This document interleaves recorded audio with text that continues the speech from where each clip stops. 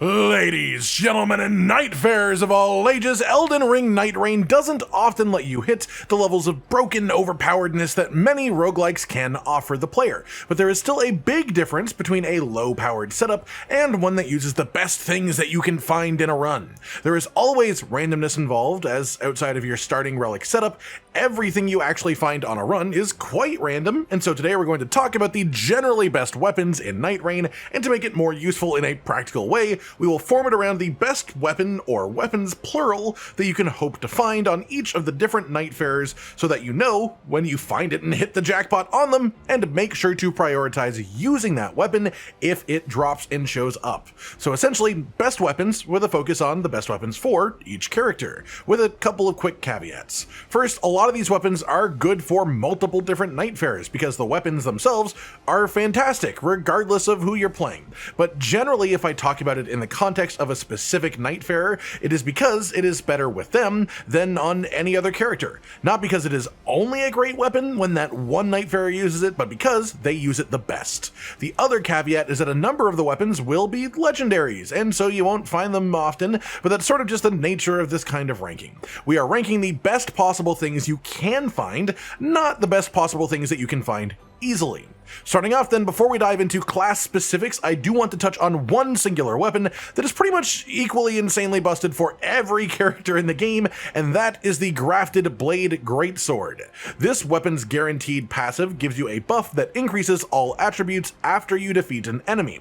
This effect stacks, and it works even if you have it in your left hand while never actually swinging the weapon itself, meaning that you can get this stacking buff on like Ironeye while just shooting a bow from miles away in your actual main hand. Or you can get it on any other character that your immediate thought may otherwise be, why would I want a big sword? The answer is very simply the passive, and the earlier you find this weapon and can start building up the passive stacks by getting kills, the more of an effect it will have over the course of your whole expedition. And you can easily find screenshots around the internet of people who got lucky and found this somewhat early and then just went on a killing spree for the rest of the run and had absolutely ludicrous stats by the end of it. This works for any character, and it's incredible. If this weapon shows up as an option to choose, you want to take it 99% of the time, maybe even a little bit higher than that. Moving on to the characters then, let's start with Wylder, and the weapon that is absolutely best for him is the Mirai's Executioner Sword. Wylder is a unique character in that his attribute scaling lets him use pretty much any weapon type in the game relatively effectively. He's like the jack of all trades, but instead of trades, it's weapons. However, the singular weapon that most perfectly fits him is the Mirai's Executioner Sword. The guaranteed passive on this weapon is increased attack power after killing an enemy, and like the Grafted Blade that we just talked about, this is a passive that stacks after you get each kill. So you can build up lots and lots of stacks by killing enemies after you find the weapon, and the highest screenshot I've seen around the place that someone has shared of their attack power before the Night Lord was like 2600 with this weapon, which is literally 10 times what a lot of people end up with at the end of the run.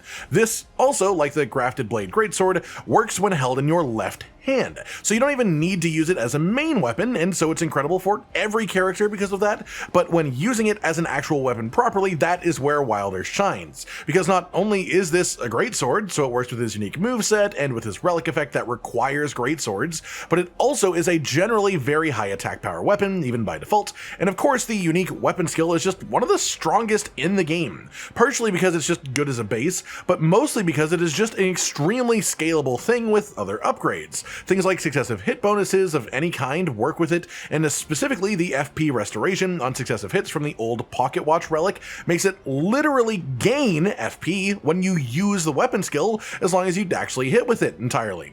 The passive on this is insane, the weapon itself is strong, and the weapon skill has the potential to be utterly broken.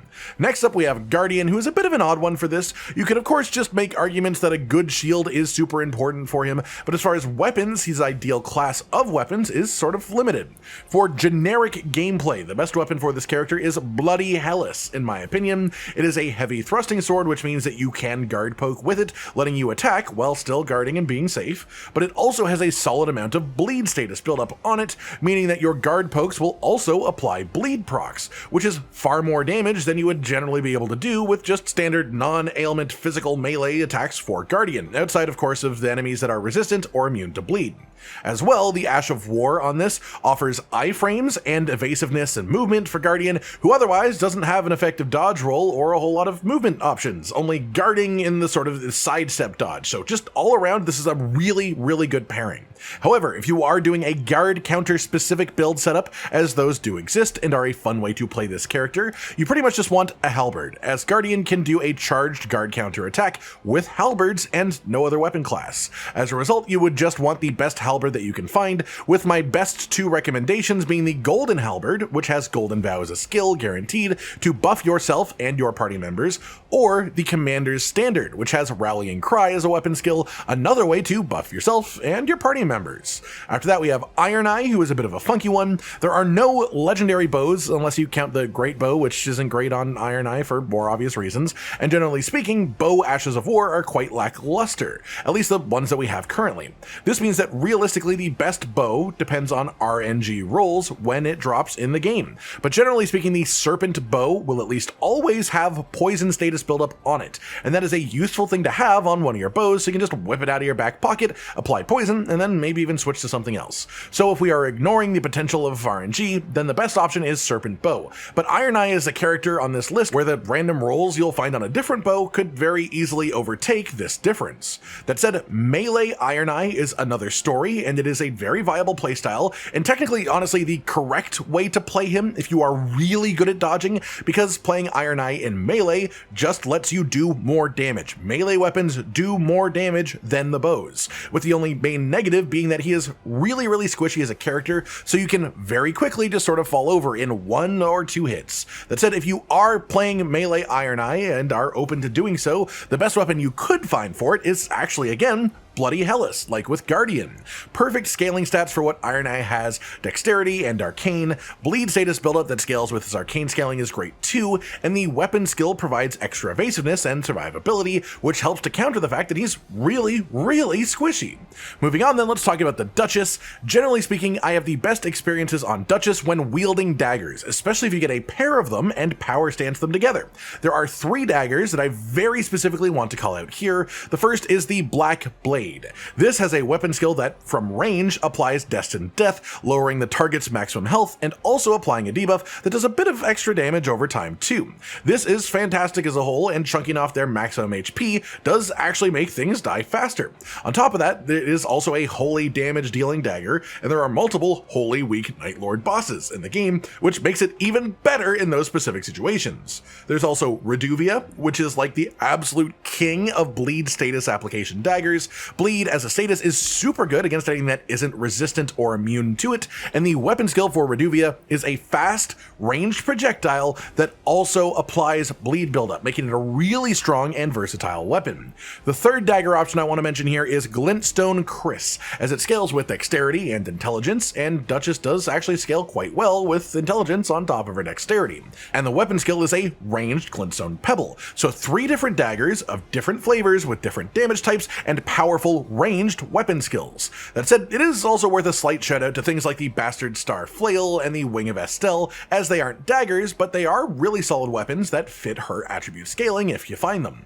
After that, we have the Raider, big weapon man, and of course his best weapons are absolutely colossal. The absolute best is the Axe of Godfrey, pretty much bar none. It has insane attack power by default, partially just because it is a legendary weapon, of course, which means it is stronger just as base stats, but then it also has a guaranteed passive that gives you an attack power buff after you do a charged attack. This doesn't even mean you have to build fully around charge attacks, because the buff lasts for 15 seconds. So once every 15 seconds, you do a charged attack, and then you can do like power stance jump attacks in between, or whatever it is you actually want to focus on during this time period, because what it gives you is a massive buff to all damage after you do a charged attack. Outside of that, I really do also want to shout out the Rotten Great Axe. This is also a colossal weapon despite being called a Great Axe, and it just has generally very high attack power, but also a good chunk of Scarlet Rot buildup, and is honestly the easiest source of Scarlet Rot to consistently find on a run-to-run basis. Not literally every run, maybe, but I've definitely seen it on more Raider runs than I haven't, and that's more than I can say about any other source of Scarlet Rot for any other character. And this weapon is always a solid pickup every time you see it, and can easily just get better through the randomly rolled passive or the Ash of War that drops on it too.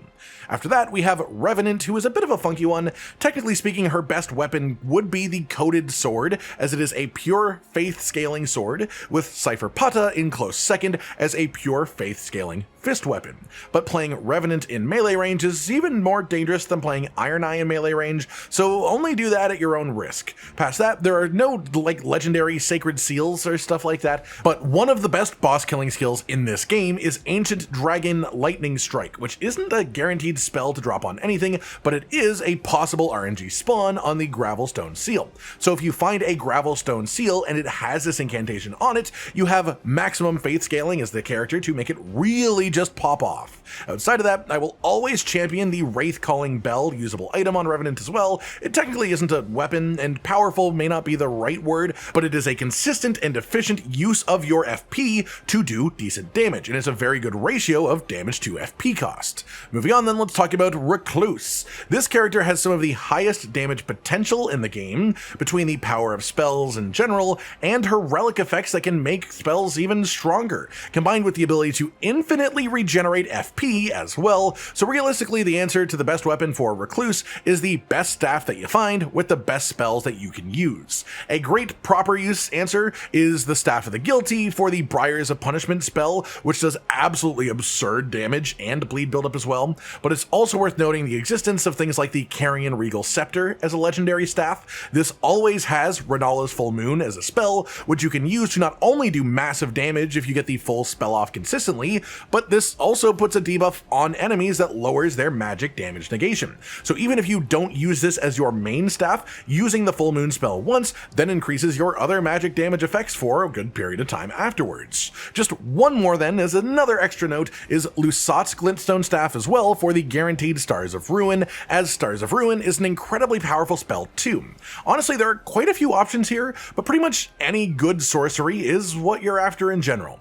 Then finally today we have the Executor, who is a slightly more simple guy. His best weapon is sort of a toss-up between two, depending on the situation, but the first is Rivers of Blood. Rivers of Blood was insane in regular Elden Ring. It is still super strong in Nightreign, and especially if you have some method of regenerating FP so you can use the skill infrequently, it is just incredibly strong. Even without the skill, it is high bleed buildup and arcane scaling for the character, with the best arcane scaling in the game. On top of it also just having fantastic dexterity scaling for the character with the best dexterity scaling in the game too. It is a strong weapon, and if you find it, you probably want to take it. That said, in a lot of situations, it will be outperformed by the Hand of Malenia. Of course, you could use them together as you can power stance katanas anyways. That said, this weapon being stronger is partially because it just is a legendary weapon, and so it has notably higher attack power at a surface level even, unless you have like the Crater Shifting Earth and upgrade Rivers of Blood to being legendary too. But Hand of Malenia's guaranteed passive is the same effect as the partial HP restoration upon post-damage attacks relic effect that is super good, and also used by pretty much every player by default. But these effects do not stack, so if you have the weapon while already running that relic, nothing improves, so that passive doesn't really matter for most people. However, the weapon itself is again great damage. It still has bleed buildup on it, which is lovely, and the weapon skill Waterfowl Dance is absolutely incredible if you were able to get the full animation off and the follow-up. And if you have some sort of FP regen, like FP regenerated on successive hits like the old pocket watch, you can end up in a situation where it only actually costs you FP if you miss, because you will regenerate FP by hitting with this skill. That said, it's worth mentioning while we're here that this weapon is also insanely good on Duchess if you find it for her, and also very good for melee Ironeye too, but its best matching character is Executor for sure. That just about does it for today, everyone. A list of the best weapons in Nightreign, with a focus on giving recommendations that are relevant to each character, rather than ending up with just like a pile of strength weapons and nothing else. I hope you've all enjoyed this, and I hope it helps you out in knowing which weapons are really worth taking and using in your future runs. Like if you liked the video, subscribe to the notification bell for more, and most importantly, ladies and gentlemen, until next time, stay sweet. Josh, Cotton, and Hollow with the videos, dropping the humor like a hammer on your tippy toes, bringing entertainment on a daily arrangement to take our insanity and turn it into entertainment. Yes, I said entertainment twice, to reiterate that it is nice to look into your faces on a mostly daily basis when you let us in your homes to make the whole world a stage. Goodbye.